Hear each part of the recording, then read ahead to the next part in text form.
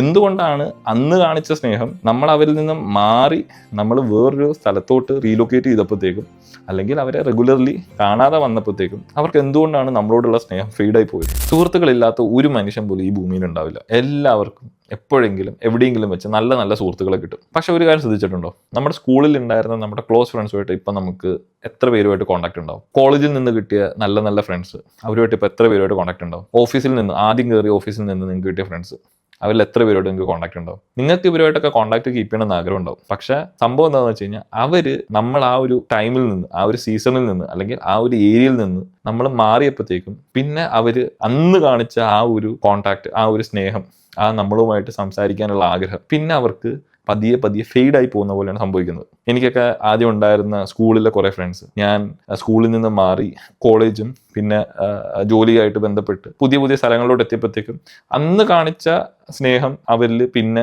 ഫെയ്ഡായി പോയതായിട്ട് ഞാൻ ശ്രദ്ധിച്ചു. അതേപോലെ തന്നെ കോളേജിലും ആദ്യം കയറിയ കമ്പനിയിലും പല ആൾക്കാർ എനിക്ക് നല്ല നല്ല സുഹൃത്തുക്കളായിട്ടുണ്ട്. പക്ഷെ ആ ഒരു കമ്പനിയിൽ നിന്ന് മാറി നമ്മൾ പുതിയൊരു കമ്പനിയിൽ എത്തിയപ്പോഴത്തേക്കും അവരെ റെഗുലറായിട്ട് കാണാത്തതിന്റെ പേരിലും റെഗുലറായിട്ട് കോൾ ചെയ്യാത്തതിന്റെ പേരിലും അവർക്ക് നമ്മളോടുള്ള ആ ഒരു സ്നേഹം കുറഞ്ഞ് അവരുടെ ലൈഫിൽ പുതിയ ആൾക്കാർ വന്നപ്പോഴത്തേക്കും നമ്മൾ ഒരു ഇമ്പോർട്ടൻറ്റ് പേഴ്സൺ അല്ലാതായി മാറിയ രീതിയിൽ ശ്രദ്ധിക്കുകയുണ്ടായി.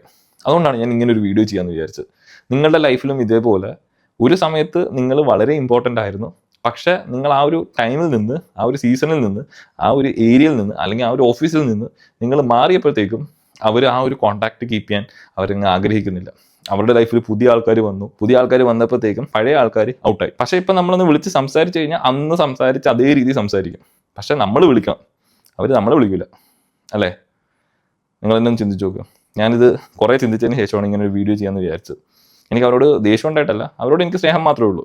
പക്ഷെ എന്തുകൊണ്ടാണ് അന്ന് കാണിച്ച സ്നേഹം നമ്മൾ അവരിൽ നിന്നും മാറി നമ്മൾ വേറൊരു സ്ഥലത്തോട്ട് റീലൊക്കേറ്റ് ചെയ്തപ്പോഴത്തേക്കും അല്ലെങ്കിൽ അവരെ റെഗുലർലി കാണാതെ വന്നപ്പോഴത്തേക്കും അവർക്ക് എന്തുകൊണ്ടാണ് നമ്മളോടുള്ള സ്നേഹം ഫെയ്ഡായി പോയത്? നല്ല സ്നേഹത്തിൽ ഉണ്ടായിരുന്ന ആളുകൾ ആ കമ്പനിയിൽ നിന്ന് മാറി വേറെ കമ്പനിയിലോട്ട് എത്തി പിന്നെ നമ്മൾ ഇടയ്ക്ക് വിളിക്കുമ്പോഴത്തേക്കും വിളിച്ച് സംസാരിക്കുമെന്നല്ലാതെ പിന്നെ അവർക്ക് നമ്മളോട് ആ പഴയൊരു സ്നേഹമൊന്നുമില്ല. വിളിക്കുമ്പോൾ ഭയങ്കര സ്നേഹം, 20 വർഷം 30 വർഷം ഒരു 50 വർഷത്തിന്റെ സ്നേഹം കാണിക്കും. പക്ഷെ അത് അങ്ങോട്ട് വിളിച്ചാൽ അങ്ങോട്ട് മെസ്സേജ് അയച്ചാൽ അവർ കാണിക്കും, അങ്ങോട്ട് പോയി കണ്ടാൽ കാണിക്കും. അല്ലാതെ ഇങ്ങോട്ടേക്കുണ്ടോ?